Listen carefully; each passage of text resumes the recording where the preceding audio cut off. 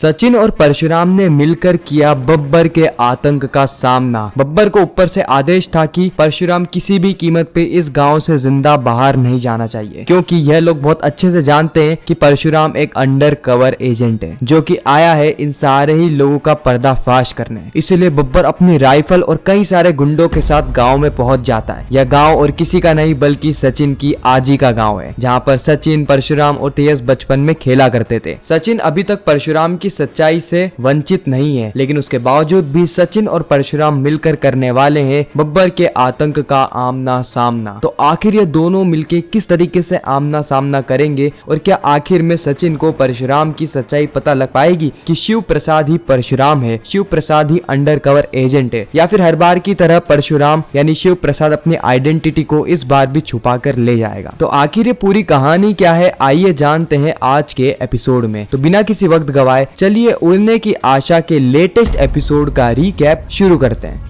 कहानी की शुरुआत होती है सचिन के साथ, जहाँ पर हम देखते हैं कि किस तरीके से सचिन स्पीड में कार को भगाकर इस गांव में लाया होता है, क्योंकि तेज की हालत कार में बहुत ज्यादा खराब हो रही थी। इसलिए कार से उतरते ही तेज सीधे जाता है वॉशरूम की ओर। और उसी वक्त हम देखते हैं शिव प्रसाद को। शिव प्रसाद अपने पूरे ही परिवार शालिनी, चिंटू और पीहू के साथ इस गाँव में आ गया होता है, क्योंकि यह गाँव सिर्फ सचिन देशमुख का ही नहीं बल्कि शिव प्रसाद देशमुख का भी है। शिव प्रसाद का भी बचपन इसी गाँव में बीता। यह पूरा ही देशमुख परिवार कोई अलग नहीं बल्कि एक ही खून है। सचिन और शिव प्रसाद पूरे 11 साल बाद मिल रहे हैं, यानी जब ये दोनों आखिरी बार मिले थे, जब शिव प्रसाद और सचिन दोनों ही अपनी जिंदगी की नई कहानी लिखने के लिए निकले थे। एक तरफ शिव प्रसाद परशुराम बना, वहीं पर ही सचिन ने साइली से शादी करी और अब सचिन और शिव प्रसाद दोनों ही अपने अलग अलग जीवन बिता रहे हैं। ये दोनों ही एक दूसरे को देखकर बहुत ज्यादा खुश हो जाते हैं। लेकिन दूसरी ही तरफ हम देखते हैं बब्बर को। जी हाँ, बब्बर भी इस गाँव में पहुंच चुका है, वो भी अपनी बड़ी सी राइफल लेकर। बब्बर को ऊपर से आदेश आया है कि परशुराम इस गांव से जिंदा वापस नहीं जाना चाहिए,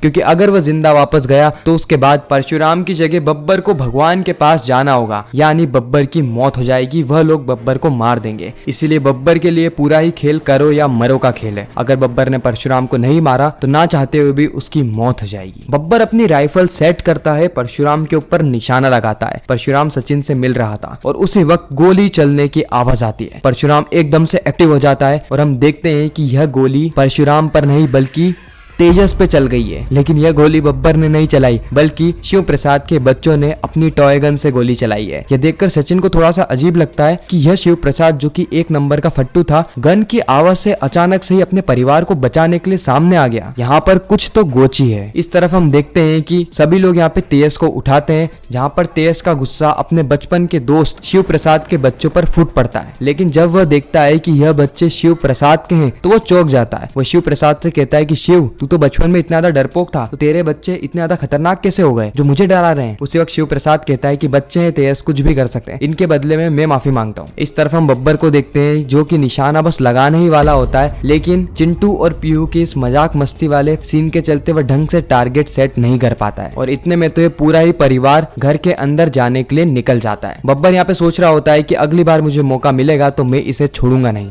इस भूतिया बंगले में जाने से पहले तेज बहुत ज्यादा डरने लगता है, और न केवल तेज बल्कि शिव प्रसाद भी। लेकिन तेज ये देखकर चौंक गया था कि शिव प्रसाद पहले की तरह नहीं डर रहा। इसलिए तेज वापस से शिव प्रसाद के पास जाता है और कहता है कि शिव, तू वही पुराना वाला शिव है ना? शिव प्रसाद कहता है कि हाँ, मैं वही पुराना वाला शिव हूँ। तेज जवाब देते हुए कहता है कि बचपन में तो तू इतना ज्यादा डरा करता था, अब अचानक से तुझे क्या हो गया है? शिव प्रसाद कहता है कि अब 2 बच्चों का बाप बन गया हूँ ना, इसलिए थोड़ी सी निडरता दिखानी पड़ती है, बाकी अंदर से तो मैं तुझसे भी ज्यादा डरा हुआ हूँ। इसके बाद हम देखते हैं कि जैसे ये पूरा परिवार अंदर जाता है वैसे ही आजी आ जाती है, और आजी अकेली नहीं आती बल्कि उन मौसी को भी साथ लाती है, जिनकी सेवा के लिए आजी और ये पूरा ही परिवार यहाँ पर आया होता है। इस परिवार को एकजुट होता देख यह लोग बहुत ज्यादा खुश थे, क्योंकि इनका मकसद यही था कि यह परिवार वापस से एकजुट हो जाए, और केवल एकजुट ना हो बल्कि देशमुख परिवार की जो परंपरा है उसको भी निभाए। यानी कई सालों से यहाँ पर रैली नहीं की जा रही है, क्योंकि मौसी के जो पति थे वह चल बसे, और उनके जाने के बाद मानो गाँव में देशमुख परिवार का नाम ठंडा सा पड़ गया है, क्योंकि सारे ही बच्चे तो अलग अलग शहर में चले गए अपना जीवन बिताने के लिए, अपना जीवन जीने के लिए, और गांव में केवल और केवल उनके बूढ़े माता पिता रह गए, या फिर हम कहें कि आजी रह गई। इसलिए आजी ये चाहती है कि ये सभी लोग मिलकर वापस से उसी रैली को निकाले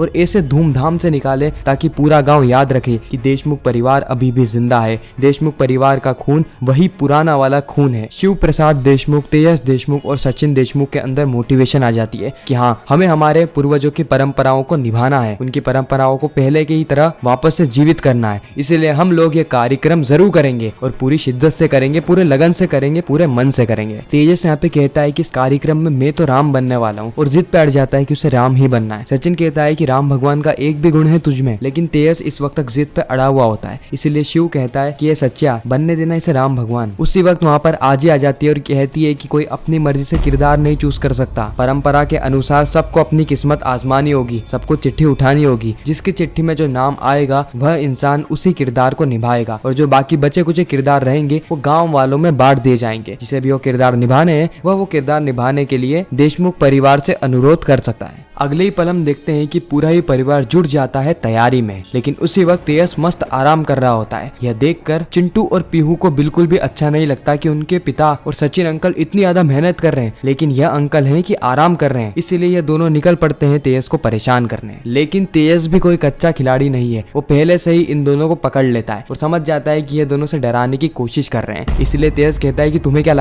लगा तुम मुझे इतनी आसानी से डरा दोगे? तुम ना तुम्हारे पिता को डराओ, शिव को, वो मुझसे भी ज्यादा डरपोक है, और अब तुम दोनों की पनिशमेंट ये है कि तुम दोनों की यह चिंगम अब मैं खाऊंगा।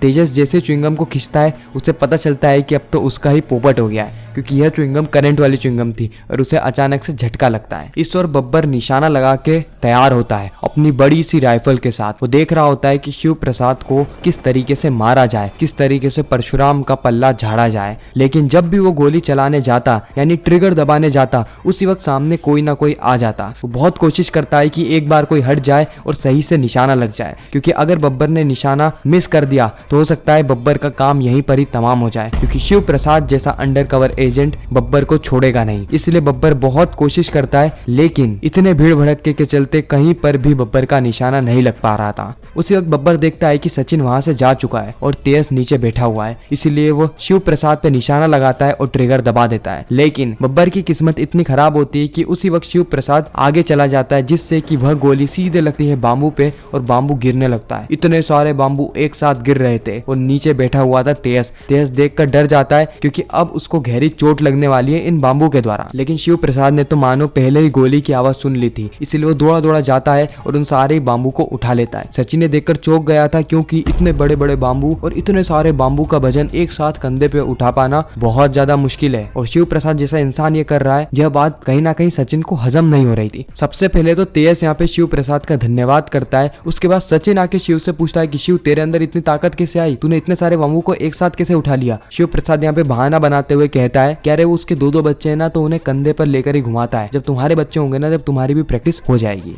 बब्बर इस वक्त तक उदास हो जाता है, क्योंकि वह इस बार भी निशाना चूक गया था। रात को हम देखते हैं कि शिव प्रसाद देशमुख और सचिन देशमुख ये दोनों ही अपने परिवार के साथ डांस कर रहे होते हैं, क्योंकि आज का दिन इनके लिए बहुत ज्यादा यादगार होने वाला है, क्योंकि इतने सालों के बाद यह परिवार एकजुट हुआ है। उसी वक्त हम देखते हैं कि सचिन की डिटेक्टिव गिरी शुरू हो जाती है। वो बार बार शिव प्रसाद को देख रहा होता है कि कहीं कुछ गड़बड़ तो नहीं, क्योंकि उसे पहले से ही शिव प्रसाद पे शक था। जब वह गोली चली थी उस वक्त शिव प्रसाद कैसे अपने परिवार को बचाने के लिए आ गया, और जब दूसरी बार गोली चली उस वक्त शिव प्रसाद कैसे उस बाम्बुओं को अपने कंधे पर रोक लिया ताकि तेज को चोट ना लगे। शिव प्रसाद के अंदर इतनी ताकत आई कहां से, और उसे सारी चीजें पता कैसे चल रही है? ये बातें कहीं ना कहीं सचिन के दिमाग में घूम रही थी। हम देखते हैं कि इनका डांस जैसे ही कंप्लीट होता है, वैसे ही बब्बर एक और गोली चलाता है और इस बार भी उसकी गोली मिस हो जाती है। परशुराम को समझ में आ गया था कि यहाँ पर कुछ तो गड़बड़ है। कोई लोग तो ऐसे हैं जो कि उसको और उसके परिवार को नुकसान पहुंचाने के लिए आए हैं, इसीलिए उसे पहले से भी ज्यादा अलर्ट रहना होगा। सचिन इन सारी बातों को साइली को बताता है कि किस तरीके से उसे परशुराम पर शक है, लेकिन साइली कहती है कि सचिन, तुम ना ज्यादा ही दिमाग लगा रहे हो, तुम्हें ऐसे दिमाग लगाने की कोई भी जरूरत नहीं है। वो शिव प्रसाद से तुम इतने समय बाद मिल रहे हो, इसीलिए तुम्हें थोड़ा अजीब लग रहा होगा। इतना कहकर साइली शालिनी के साथ वहां से चली जाती है। अगले दिन हम देखते हैं कि सचिन बना होता है नरसिम्हा यानी भगवान विष्णु का अवतार, वहीं पर ही शिव प्रसाद बना होता है भगवान विष्णु का अवतार परशुराम,